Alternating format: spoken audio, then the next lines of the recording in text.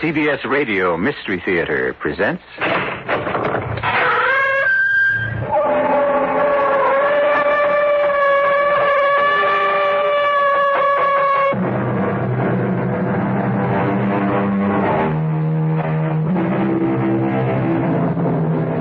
Come in.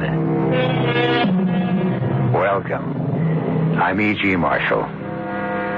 Someone said to me the other day, "You know, E.G., you talk a lot about imagination." At first I thought he might be right, but the more I thought about it, the more it seemed to me he was wrong. As far as I can see, there isn't a more powerful force in the world than imagination. After all, I made a career with mine, in films, TV, on the stage, imagining myself to be all sorts of characters. And you, well, you derive much pleasure from yours when you become the hero or heroine of the stories I bring you. As tonight, each woman will become Dora, and each man Charles Daring, caught up in circumstances which, well, listen. That clock. What, Dora? What? Oh, that clock, Charlie. It's going to drive me up the wall. Oh, come on now. It's only a clock. Grandfather clock. It never stops, day and night. It goes on and on like his heart. He said, your Uncle Jonas said that its beat was like his own heart. Steady, solid, never stopping. Charlie, we've got to get out of here. We've got to leave this awful place. I know, but where can we go, Dora? Where? We're trapped.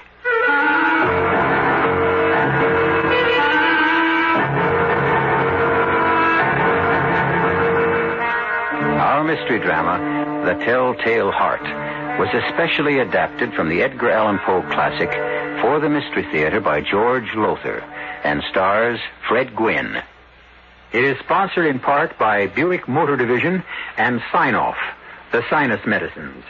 I'll be back shortly with Act One.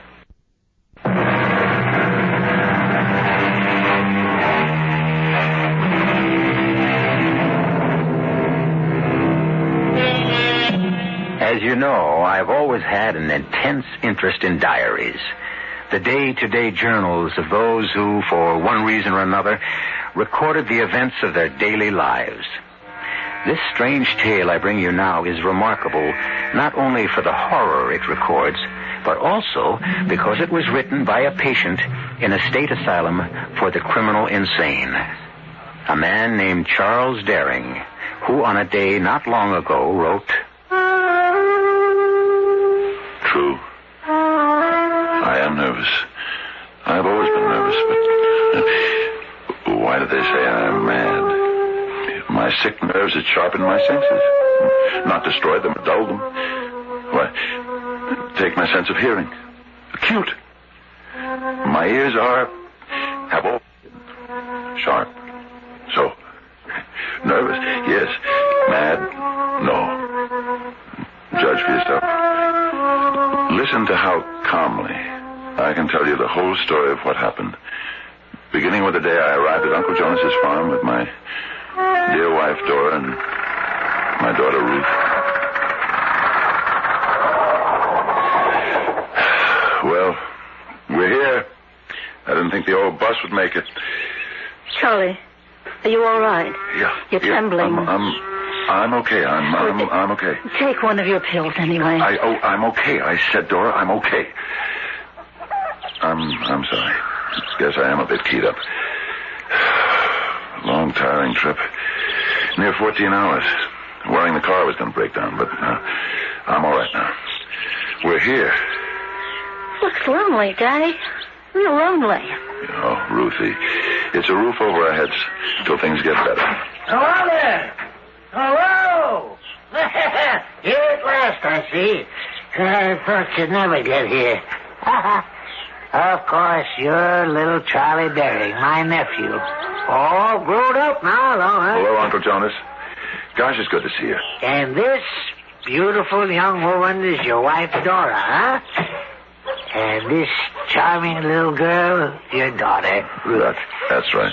Well, come on in.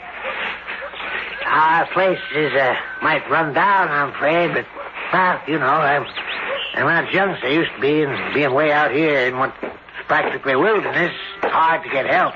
Well, you'll have me now, Uncle Jonas. Yeah.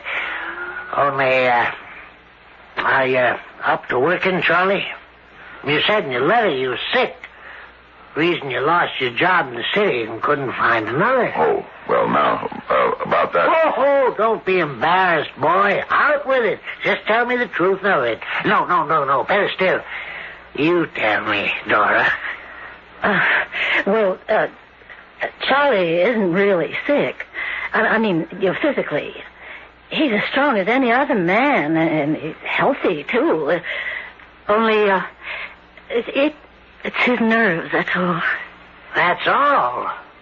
Well, that's a lot, ain't it? Well, no, not really. It's just that now and then he gets these terrible headaches that kind of knock him out, and he starts trembling and sweating, and it's kind of a cold sweat. Well, now, this sounds real bad. No, it isn't, Uncle Jonas. Honest.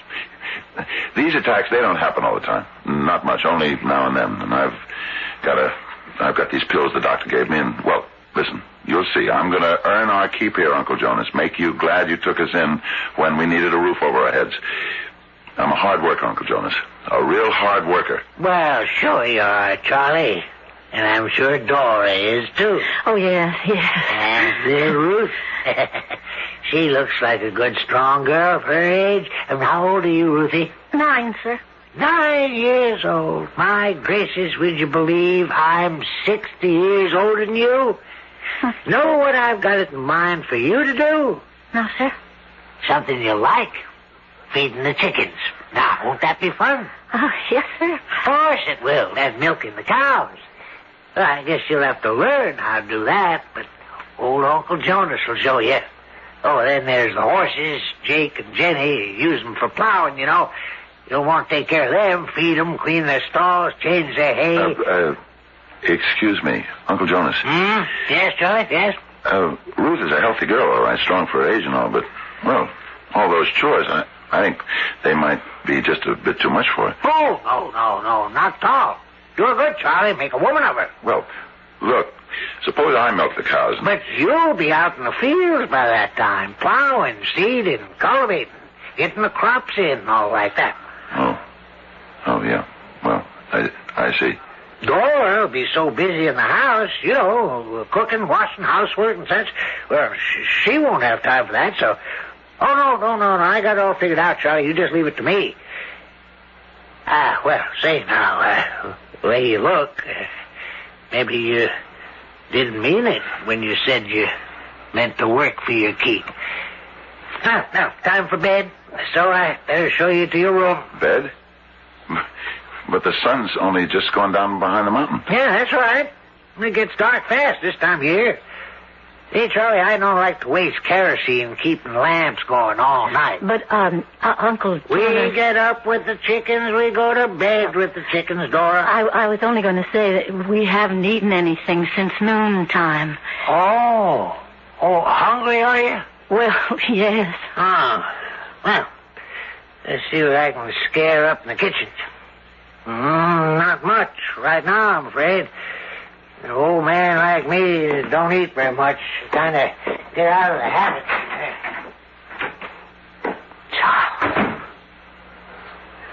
Charles, what have we got ourselves into? Sounds like he means to work us hard. To death, more like it. Charlie, I don't like your uncle. He scares me. Dora was right. As always, Uncle Jonas did mean to work us to death, or at least until we dropped. And always laughing jovially, joking that city life had weakened us, and farm work would soon make us strong. Well, as day went into week, we grew more and more exhausted from overwork and hungrier from lack of enough food. One morning in the kitchen... Charlie, you're back from the fields early. Early? It's nearly 12, and I've been plowing and seeding since before dawn. I'm pushed. got a cup of coffee. I'll see if there's any left in the pot. He only lets me make one pot for the day, you know. I know. Where's Ruth? She was lying down. She came in from cleaning the horse stall, said she felt faint. She went to lie down, but... But what? He sent her out again. Said there was nothing wrong with her. That she was faking. I've got to do something about all this. It can't go on. What can you do? We're broke. We're penniless. Miles from nowhere with a broken-down car. We're trapped. If I could only fix that carburetor. But I need a new part, a butterfly valve. Oh, forget it. We haven't got a chance. Maybe we have. The game warden. Game warden? Here. That's what's left of the coffee. A fellow named Carrington. Harrington. Something like that. He came by the other day. All the way from Pomfret. Stopped to talk for just a minute. Said he makes it out this way about once a month or so, and if he could get that part for me in Pomfret. Well, now, what's this in the kitchen instead of in the fields drinking coffee at this hour, Charlie? Oh, I'm sorry, Uncle Jonas, but I just had to have something to keep me going. Sorry? Oh, nothing to be sorry about, Charlie. If you're tired out, you're tired out. Nerves, huh? No. Nerves, okay. Can't be. Got to be your nerves. Can't be the work. You're not doing that much. Jonas, this past week I plowed nearly 20 acres and seeded more than 5. My Lord, Charlie, in my prime, I used to do that in 3 days. Now, I'll tell you, Charlie, I wanted you to get started on the Lowell field this afternoon, but if you're all tuckered out, you can't pull your weight around here. No, Jonas, I can do it. I don't want to force you to something, Charlie. I can do it, Jonas. Well, that's good. Good. Now, you go on out and work that field till 1 o'clock, and then we'll all sit down and have a good midday feed. Yeah, sure, Jonas. Sure. A good midday feed? Is that what you said, Uncle Jonas? When are you gonna stop calling me Uncle? Makes me feel old for a pretty young heifer like you to call me Uncle. Much too old. Oh, please. If you don't mind. Now, what have I done? I just put my hands on your shoulders. And where I'd really like to put them. Don't you ever do that again. Well, now, if I'd known you were going to take it like that, I wouldn't have. And I won't, Dora. Never again. Never again, that is, until you ask me.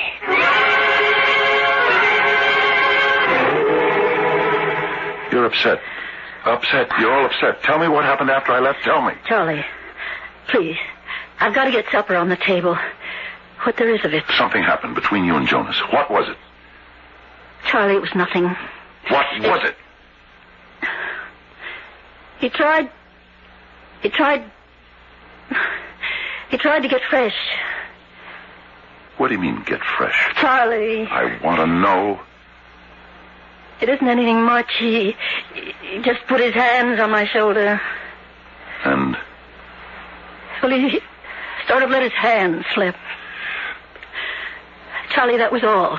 Believe me, that was all. I told him never to do anything like that again, and he won't. Charlie, believe me, he won't. Oh, he won't. I'll see to that. Where is he? Charlie. Where is he? Charlie, I think he's in that room he keeps closed, the one he uses for an office. Where are you going? To have a talk with Uncle Jonas.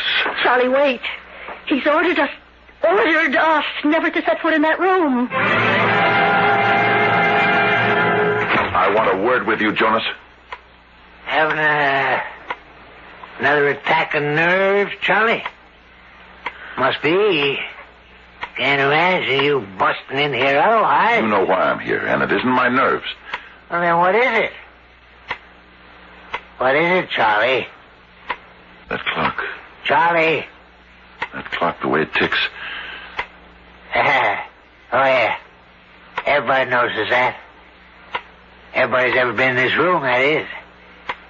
It's more like a heartbeat, they say, huh? Strong, solid, full of life.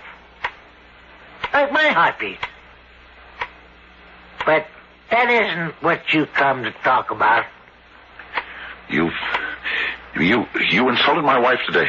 Insulted? You made advances, put your hands on her. And that was an insult? What do you call it? Well, a compliment. To her beauty. Her female attraction. You dirty-minded, hypocritical... Charlie! Dora, what? Ruthie. And for a reason I didn't understand then, as I looked at Dora holding Ruth, my dead daughter, in her arms, I was aware only of the ticking of the clock.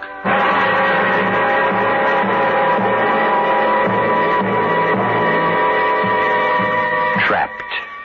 Yes. Surely that's the word for Charles and Dora Daring, who accepted the help of Uncle Jonas, his offer to come and live on his isolated farm, only to find that his farm is a prison. Charles' diary continues, and we'll read it together, you and I, when I return shortly with Act 2.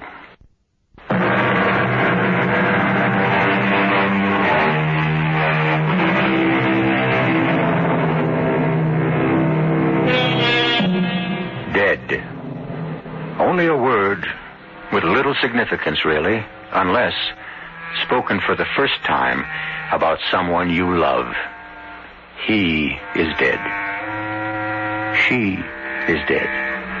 Then it hits you, the full impact of the word's terrible meaning. What do you do in that awful moment? How do you react? Some burst into tears, others are numbed into a silence. Whatever the emotion, it is deep and very personal, as was Charles Daring's. Perhaps even a curious reaction, born of his nervous condition, for he writes in the diary, And for a reason I didn't understand then, as I looked at Dora holding Ruth, my dead daughter, in her arms, I was aware only of the ticking of the clock. That huge grandfather clock in the room my uncle called his office. It grew louder and louder, filling, saturating the room with its beat. The beat that my uncle said was like the beat of his heart. Slow, steady, solid. And then, through the beating, as if from far off, I heard Dora's voice. Dead. She's dead, Charlie. Our little girl. No, Dora, you're mistaken. Here, let me take her in my arms. Ruthie. This is Daddy. Can you hear me, dear? Ruthie. Kid's dead. Anybody can see that. No, can't be. Charlie, dear. Give her to me. Let me take her. Yes. Put her on the bed in our room. Let her rest. Let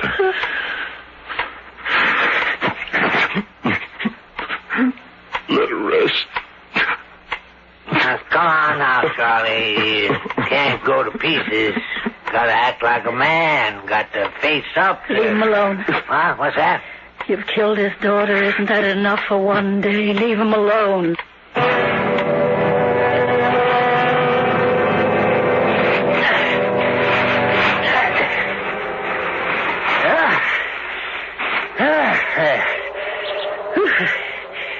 Her grave's filled in at last. We better get back to the house. This wind cuts to the bone. Oh, the cow's due for milking, too. I guess you or Dora have to do that from now on.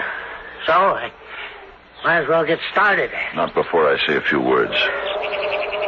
Over Ruthie. What? Oh, go ahead. Then you can get to the milking. The Lord is my shepherd. I shall not want. He maketh me to lie down in green pastures. He leadeth me beside the still waters. He restoreth my my soul. He leadeth me in the paths of righteousness.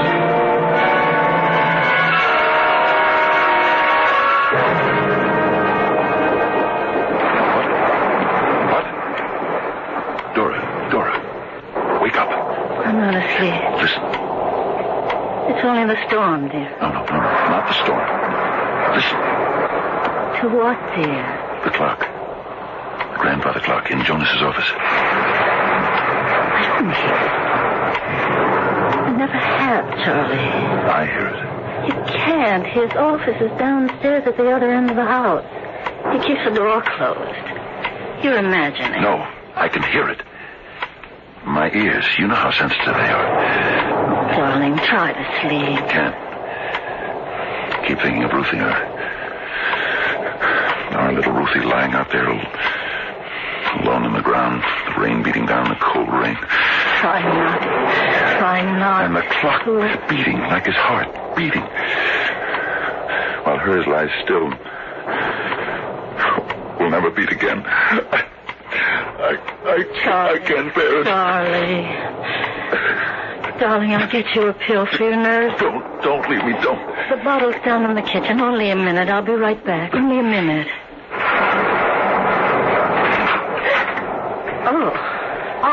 Starchy girl. Well, I didn't expect to find you in the kitchen this late. A glass of warm milk to help me sleep. There's a little left. If you'd like some? No, I just came down to get Charlie's pills. Oh, glad you did. Yeah. Long time since I've seen a woman in her nightgown. I thought the bottle was on the shelf. You might as well stop looking for them pills. What do you mean? I threw them away. Charlie's pills? He don't need them. He only thinks he does. Are you out of your mind? They're all that keep him from going completely to pieces. No, don't believe it. A lot of nonsense. Doctor's nonsense. You didn't throw them away. Where are they? No. I threw them away, all right. Then you must want him to break down completely. That's it, isn't it? I've known all along what you were up to, but I wouldn't admit it to myself. Now I know. Oh? And you tell me. Stay away from me. Don't you touch me, I swear. If you do, I'll tell all I know. Huh? Tell who? Who's there to tell? Get your hands off. Tell who? Huh? Tell who? Only one around, Charlie. I'll get to town. Somehow I'll get to town. I'll tell the police. You meant to kill Charlie. Work, starve him to death, so you could be alone with me. Have me. Like I've got you. You filthy, rotten swine. Oh. Swine. Filthy beasts. Stop him. He's killing me. Charlie. Charlie, no. Kill him. Charlie, no.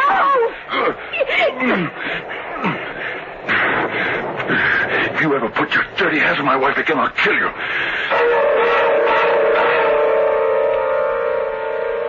There was no sleep for us that night, Dora and me.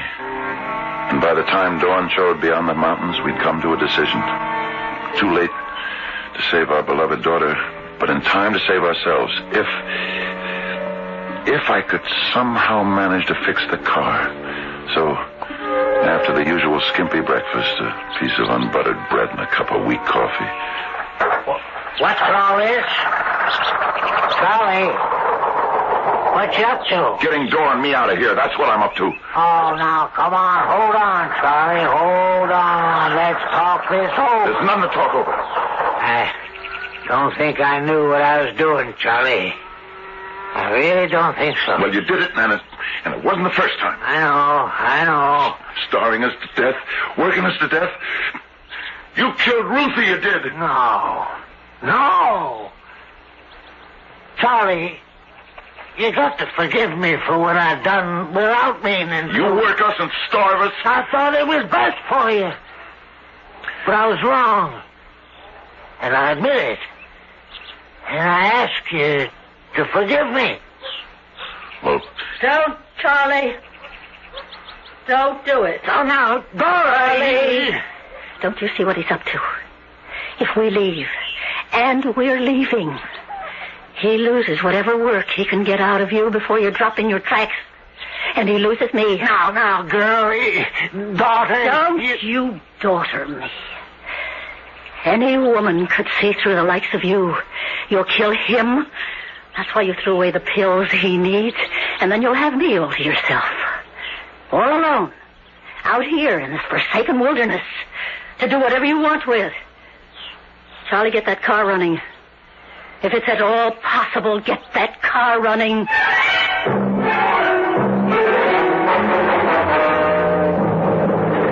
How far have we come, Charlie? Only 6, near 7 miles. That leaves about 25 to Pomfret. If we get over this mountain. Dora. What? I keep wondering, when we get to Pomfret, what do we do? I mean, where will we stay? How will we eat? We can stay in the car for a day or two if we have to.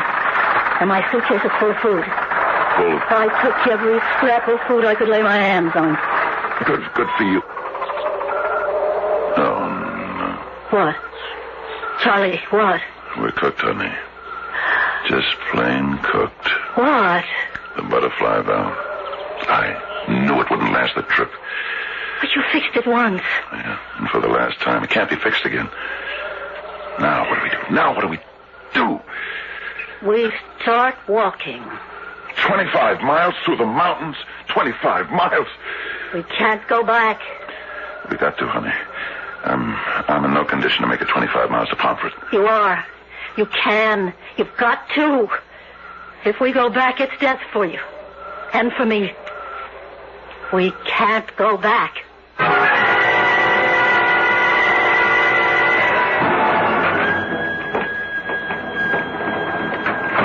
Who's there? Who's there? We come back. I figured you would. In fact, I knew you would. How did you know? How could you be so sure? What else could you do once you run out of gas? It wasn't that. I filled a tank from those cans in the barn. And I emptied it, Charlie. You? Left just enough for you to get maybe 10 miles. I noticed you had a busted gas gauge, so you'd never know. You are the most... Now. I did it for your own good. You lying... What would you have done when you got to Pomfret? Charlie, why do you always stare at that clock? The ticking, it hurts my ears, my hearing, awful sensitive. Painful. Listen, I'm sorry about what happened before you left. We're going to change all that. We're going to be friends. Try to be, anyhow. Here, let's have a drink on it. A toast to the future. Our future together. After you, my dear. And Charlie, a glass for you. Oh, no, maybe before you drink it, but now, only if you won't mind, Charlie. You won't, will you? Mind what, Uncle Jonas? Milking the cows, feeding the chickens before night comes on. No, I don't mind. And now, daughter, a toast to us and our future together.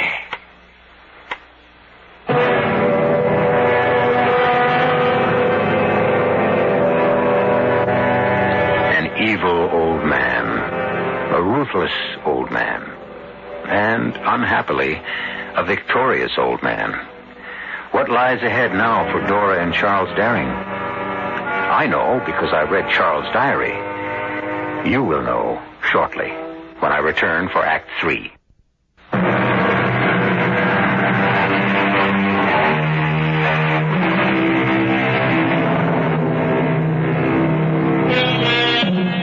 One wonders at times on the nature of evil.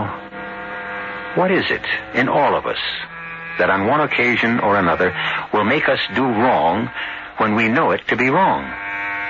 St. Paul said, "The good I would do, I do not, and the evil I would not, I do. Our author, Edgar Allan Poe, said simply, "We are perverse." However it may be, there can be no question that Uncle Jonas is evil. I know he means to kill me. Through overwork and little food, and then do with Dora what he desires. But what can I do? We're trapped here on this isolated farm in the wilderness, cut off from any possible help, prisoners in the hands of this evil old man who... A car. Coming down the road, a car. A car. The game warden. I forgot the game warden. Hi there. Hi. Wait up. Wait up. Sure. Well, hello. Daring, isn't it? Yeah. We met once, months ago. Remember? I was plowing the fields and you came by and... Sure, I remember. Listen, I need help. Will you help me? Well, if I can. We tried to get away from here, my wife and I, but our car broke down. Oh, is that your car, half blocking the road 6 miles or so back? Yeah. Carburetor went sour. I tried to fix it, but it didn't hold up. Well, there's not much I can do. I'm no mechanic. No, but you could pick up a carburetor for me and pump it, couldn't you? The next time you come out this way... Yeah, sure. I could do that, but... Well, you'll have a long wait. I don't come out this way more than once every other month there, boss. Oh, that's okay. I can wait, but will you do it? Sure, glad to. Charlie? Yeah? He wants to see you. Your uncle. All right. Coming. That your wife? Yeah. Oh, no wonder you want to get away from here. If I had a wife as pretty as yours, I wouldn't want her around that dirty old man either.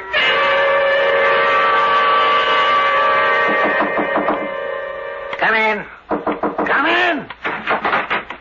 Well, where you been? I told Dora I wanted to see you 10 minutes ago. I was working in the barn. Working? You working? Look at me, damn it. Not at that clock. Always looking at that clock. Look at me when I talk to you. Yeah. I got to thinking. It's a waste of time, you tripsing back and forth from the fields to the house, from the barn to the house. So, from here on, I've decided you'll live in the barn. What? You can't do this. Dora and me can't live in the... I didn't say Dora. I said you. Me in the barn. And Dora here? That's right. Dora alone in this house with you? Never. Now, you listen to me. Never. You think I don't know what you're up to? Dora's told me everything. How you've been after her, forcing yourself on her. And if you think if you're alone in the house with her alone at night, you can get what you're after, never. Oh, yes. You fool. Don't you think I planned this from the beginning? From the day I got your sniveling letter begging me to take you in. And the day I laid eyes on her for the first time, I knew then that it was a good plan, and I'd go through with it. You... A simple plan, too. So simple it couldn't go wrong. Starve you, weaken you, work you into your grave. The way you worked Ruthie into hers... No, the child didn't matter one way or the other. It was you. It didn't matter. What? My little girl, my Ruthie didn't matter. What? Here now. Wait a minute, child. You choked on me. You can't.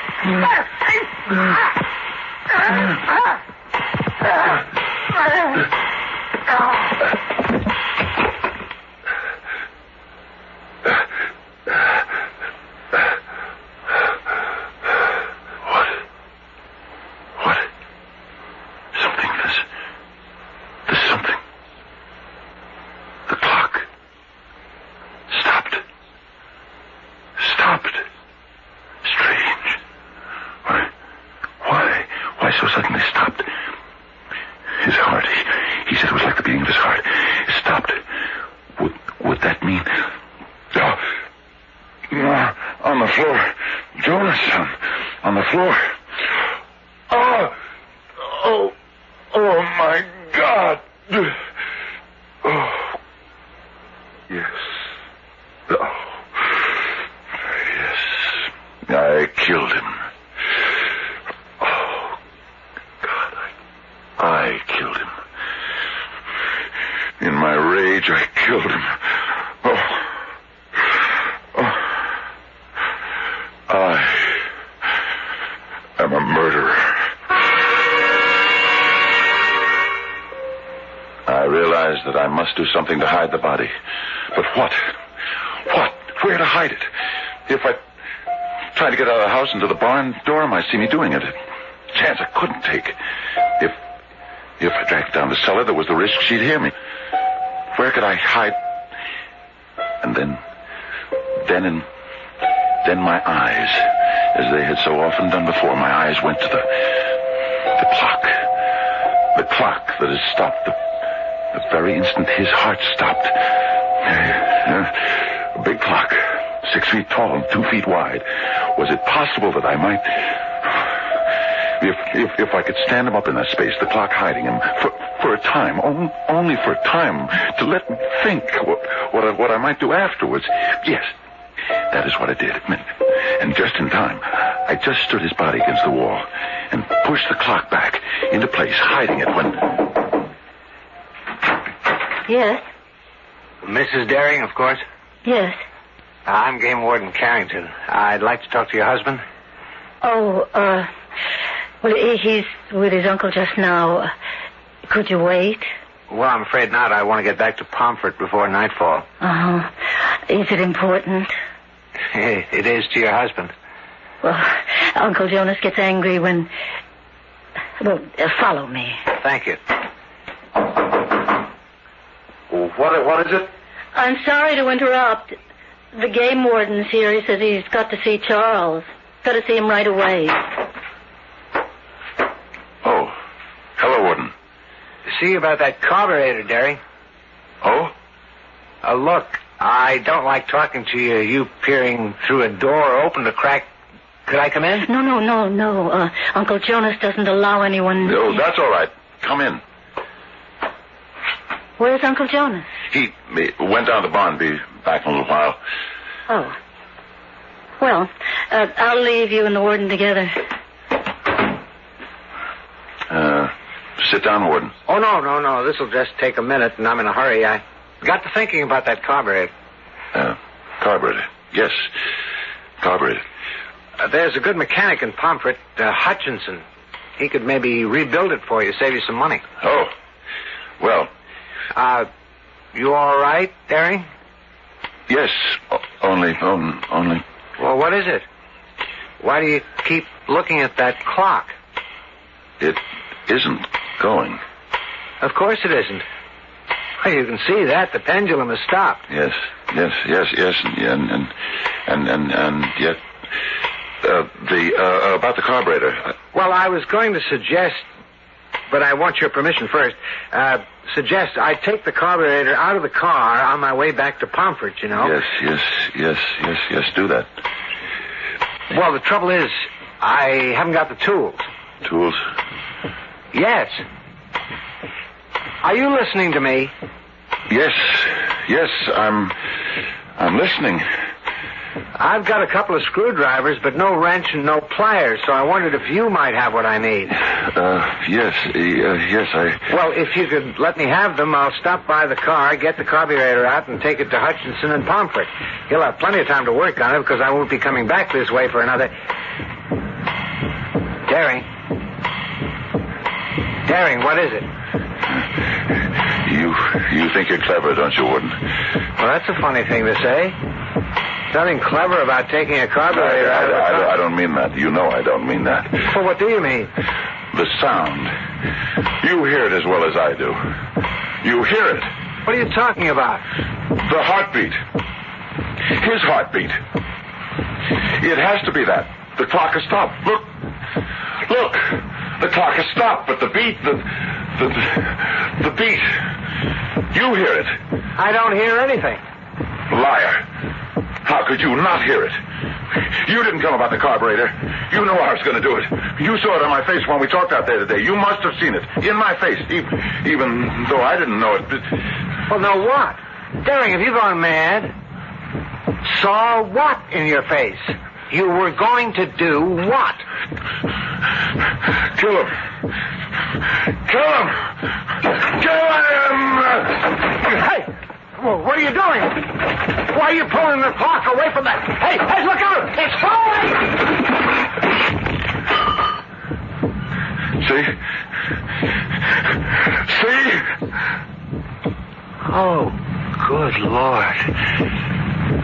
Good Lord.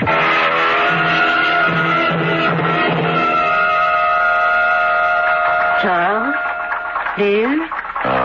You've come, Dora. Sit down, dearest, and give me a moment. I just want to adjust the escape mechanism on this clock. There. All fixed? All fixed. Yeah, and they said it couldn't be done. If it can be done, you're the man to do it. Dr. Leonardo says you're a genius when it comes to fixing clocks. Goodness, you fixed just about every one in this whole...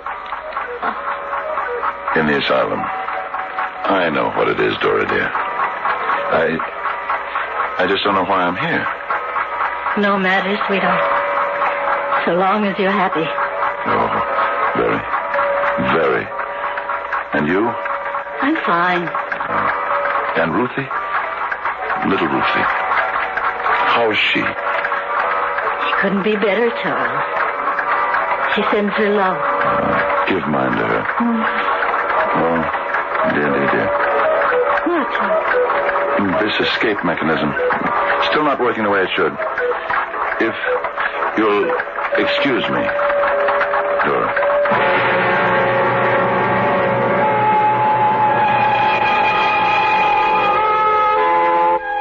In a little room in a large institution, a very gentle, a very sweet old man tinkers happily with clocks and watches. And an old lady, a very old but very attractive old lady, visits him weekly. He lives in another world, she in this. Small matter. Both are happy. I'll be back shortly.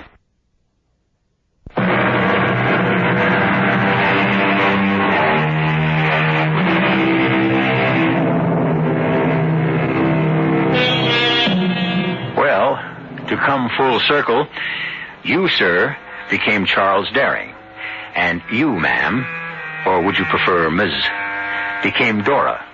And as I pointed out earlier, you couldn't have done it without that miracle imagination. Think, how completely did you become Charles, Dora? Did you become them? Or did you only listen with your ears? Listen. If that is so, try again. Ears are not enough. Try using your soul. Our cast included Fred Gwynne, Ann Shepard, and Robert Dryden. The entire production was under the direction of Hyman Brown. And now, a preview of our next tale. I can't seem to get up from the chair. What's happened to me? I've drugged you, that's what's happened. Drugged me? To make killing you, murdering you, easier. Murder? You stupid, ugly little fool. You really believed me when I said I found you not unattractive. That I'd be delighted to escort you to the carnival. What?